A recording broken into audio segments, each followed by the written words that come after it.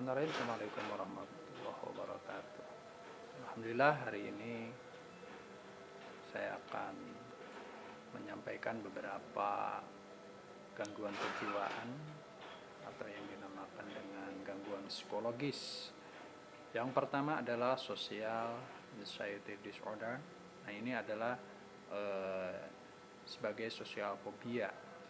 Jadi gangguan ini adalah gangguan kecemasan di mana seseorang merasa takut berlebihan berada di lingkungan sosial tanpa alasan yang jelas. Kecemasan ini disadari timbul dari perasaan takut, diamati, dikata-katai, sampai dikritik orang lain. Dan ini punya gejala gangguan kejiwaan. Ini adalah diantaranya intensitas rasa cemas setiap kali berada di keramaian, menghindari atau lingkungan sosial, gejala fisik seperti jantung berdegup, berkeringat, gemetaran, rasa malu berlebih, otot tegang, perut sakit, bahkan bisa jadi sampai diare. Yang kedua, gangguan psikologis ini adalah major depressive disorder. Dan ini adalah gangguan kejiwaan atau gangguan psikologis yang ditandai gejala depresi, hilangnya rasa ketertarikan dan kesenangan, berkurangnya energi yang menyebabkan aktivitas berkurang untuk setidaknya waktu 2 minggu.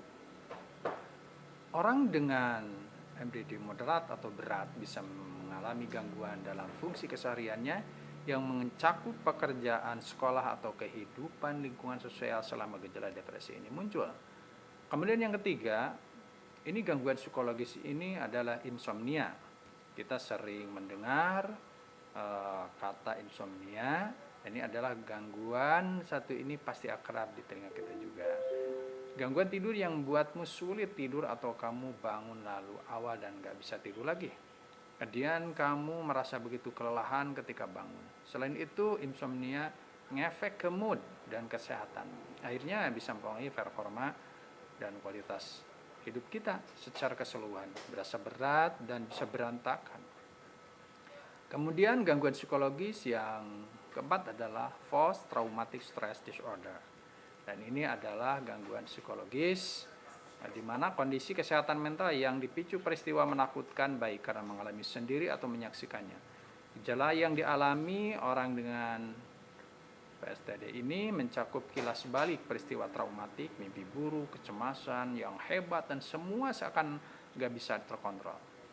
Kemudian yang kelima, gangguan psikologis ini adalah bipolar disorder. Nah, ini adalah gangguan psikologis sangat familiar di telinga. Beberapa waktu memunculkan kabar seleb dalam negeri dan luar negeri yang dikabarkan mengalami bipolar disorder. Oke, untuk selanjutnya adalah gangguan psikologis borderline personality disorder. Ini adalah gangguan psikologis yang ditandai dengan kesulitan mengelola emosi dan kehendak pribadi berkaitan dengan orang lain maupun diri sendiri. Orang jadi bertindak dan bersikap yang sulit dipahami dan menimbulkan salah paham bagi orang-orang yang di sekitarnya. Kemudian yang ketujuh, autism spectrum disorder. Nah, ini adalah gangguan psikologis dengan istilah sekelompok gangguan kompleks perkembangan otak. Dapat dikaitkan dengan ketidakmampuan intelektual, kesulitan dalam koordinasi motorik dan perhatian, dan masalah kesehatan fisik seperti tidur dan gangguan pencernaan. Selain itu, orang dengan gangguan seperti ini juga mengalami kesulitan dalam interaksi sosial, komunikasi verbal dan non-verbal, dan melakukan namun begitu, beberapa orang dengan gangguan seperti ini dalam keterampilan visual, musika, matematika, dan seni. Yang selanjutnya adalah paranoid skizofrenia. Nah, ini adalah gangguan psikologis. Satu ini mempunyai cara berpikir dan berperilaku orang bersangkutan. Biasanya gangguan ini atau bisa juga disebut skizofrenia itu saja terjadi pada pribadi yang usianya masuk dewasa, muda, atau udah dewasa. Gejala yang dialami ini delusi paranoid, berlebihan yang berakar rasa takut dan kecemasan. Paranoid ini bisa dalam bentuk temanmu akan melukaimu, semisal meracun makananmu, pasanganmu membohongimu, pemerintah atau pihak berwenang memataimu, tetanggamu sedang merencanakan hal buruk terhadapmu. Nah, ini paranoid ini akan mengganggu fungsi kehidupan seseorang, baik di pekerjaan bahkan hubungan dengan keluarga.